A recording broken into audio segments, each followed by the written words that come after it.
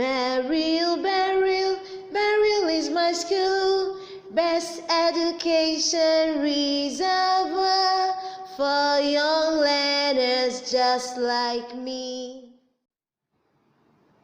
Burial, Good morning, viewers. Welcome to another section of e-learning this year.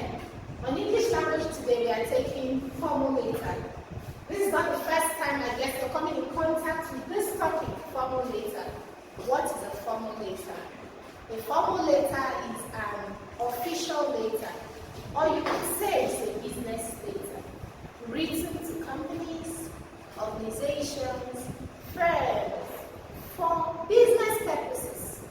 It's no joke. It's not a letter you write to your relatives. It's not a letter you write to parents. It's not a letter you write to friends. It is written for business purposes. It is written for official purposes. Let me write the definition of the formal letter of the word.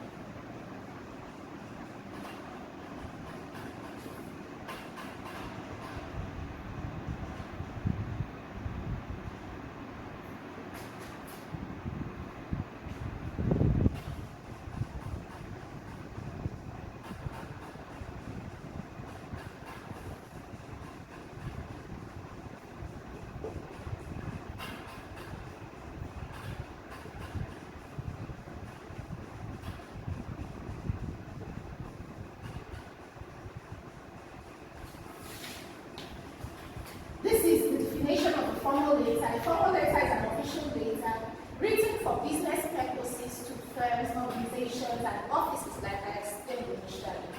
Features of a formal letter. A formal letter has a format.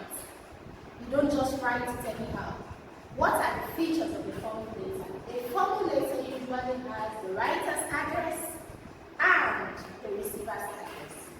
The writer's address and date, and the receiver's address. That is the person you're writing the letter to, the receiver. The writer's address, you who is writing the letter. Moving from there, you move to the salutation. Dear sir, if it's a man, or dear madam, if it's a woman you're writing the letter to. The formal letter also has the topic. A topic is very important.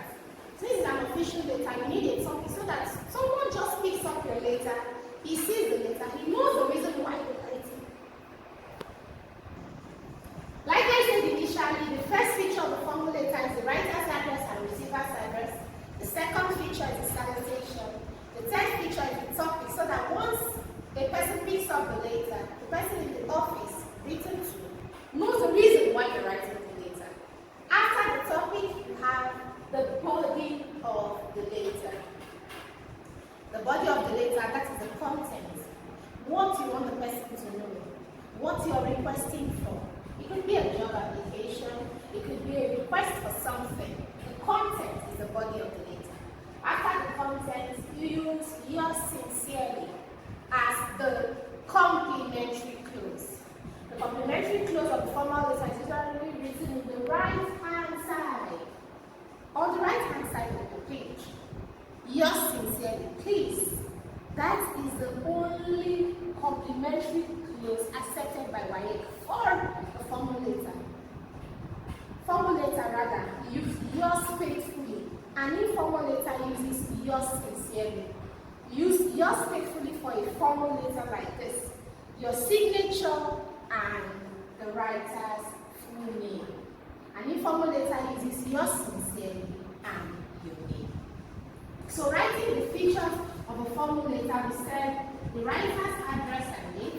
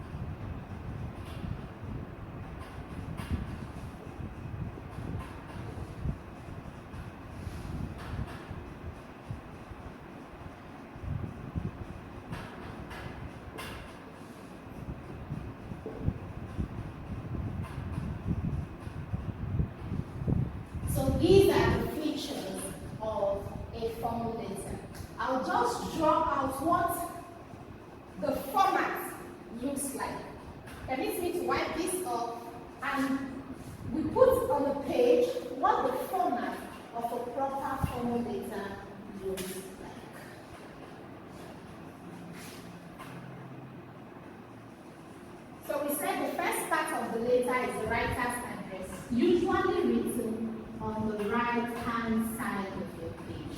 The receiver's address, written on the left-hand side of your page. There is usually a line left here so that your work does not look dirty.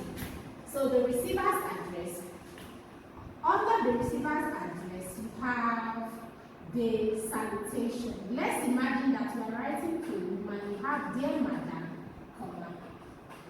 The topic of the letter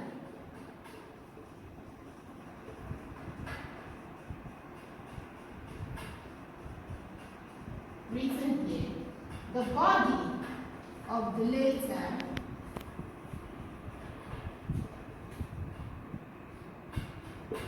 and on the left, right-hand side below, you have your complimentary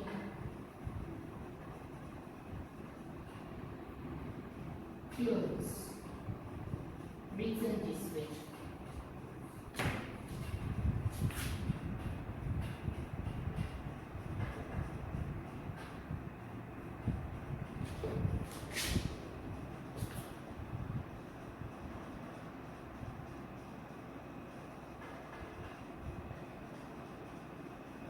This is the writer's address. This is what a formal, proper formal letter should look like.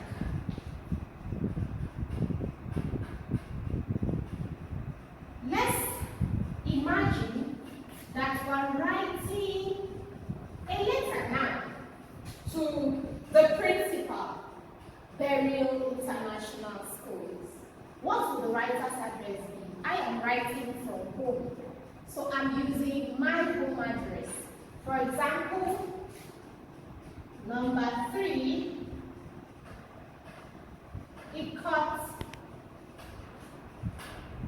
Enobom, comma,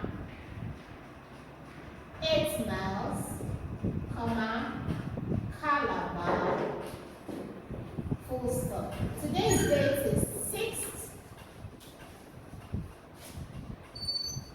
Okay, so this is what a formal letter should look like. I have been able to replace the boxes with the appropriate content. This is the address. Number 3 equal a number of 8 miles. Number 3 equal a number, comma, 8 miles, comma, Calabar, full stop. 6th of January, comma, 2022, full stop. Please observe your punctuations. You see that here you have it on a straight line. There are punctuations. Why I did not include Cross River State or Nigeria here is because the letter goes within Calabar. I live in Calabar. The letter is within Calabar. If I'm sending this letter to Akwa Ibom State, for example, I will include Cross River State. If I'm sending it to someone in America or New York, I would include Nigeria. So that is why it ends here in Calabar. The letter is addressed to the principal, Burial International Schools, Calabar, full stop. Dear Madam, this is the salutation and this is the receiver's address. Request for admission. Let's imagine that whoever is writing this letter is requesting to be admitted this term into Burial International Schools. Why did I underline my topic? Because it is not written in capital letters. But note that the words written, if you're writing all in capital letters, please do not underline. If they are written in block letters, do not underline. If you're not writing it in capital letters and you have to underline, make sure that keywords begin with capital letter. After the topic, we move to the body of the letter. Here you can now tell the principal what you want, make your request. Please, I have my reasons for being transferred from one place to the other and all of that in the body of the letter. Your complimentary clothes, your statement, the signature, and the writer's name. If you follow this format, you shouldn't have problems writing a formal letter. Even when you do have, it should be very minimal. So take time to look at your punctuations. When necessary, it is very important because half that is not done. This is what you see if your script is being done. Have man goes for each punctuation that is not there. So, on that note, I'll leave an assignment, hoping that you have seen practically how a formal letter should be written. I'll leave an assignment with you to keep you busy by the weekend.